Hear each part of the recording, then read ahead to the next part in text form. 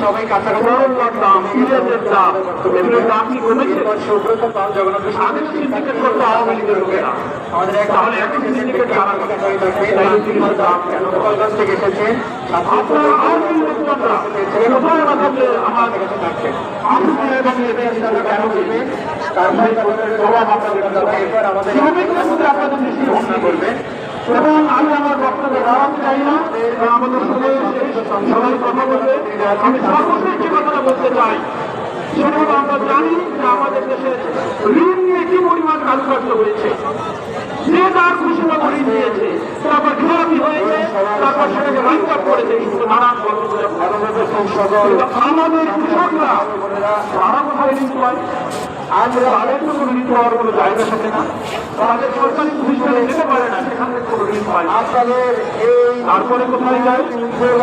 তারপরে যায় তারপরে এনজিওর কাছে যায়।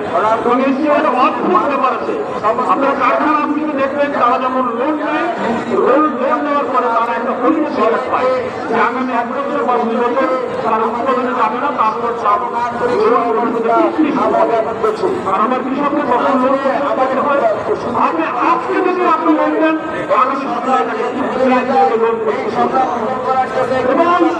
বর্তমান সরকারের আপনারা এই সরকারকে তারা নষ্ট করতে চাচ্ছে এবং আপনাদের এখনো তার সাথে যুক্ত আচরণ আছে না, আমাদের কাছে পরিষ্কার। আমি যে কথা বলতে চাই এখানে একটা কনফ্লিক্ট আপনাদের এক জায়গা পরিষ্কার করবে এটা যদি না করতে পারেন আপনাদের এরই মধ্যে যে টাকাটা দিয়েছেন সুবিধা দেওয়ার ব্যবস্থা করেছেন সেটা জনগণের বিপক্ষে চলে যাবে। যেমন সালমান রহমান আমাদের টাকা নিয়েছিল, আমি পরিষ্কার যেটা বলতে চাই আপনাদের একটা জায়গা পরিষ্কার করুন, তা না হলে হবে না।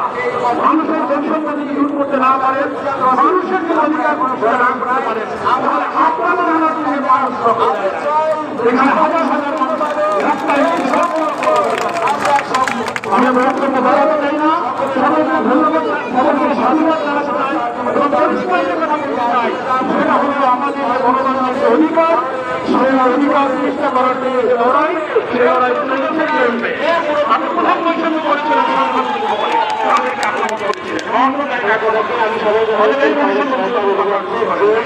আমি আপনাদের সকলকে ধন্যবাদ জানিয়ে আমি আমাদের একজন মুসলিম বন্ধুকে অনুরোধ করছি তার সাথে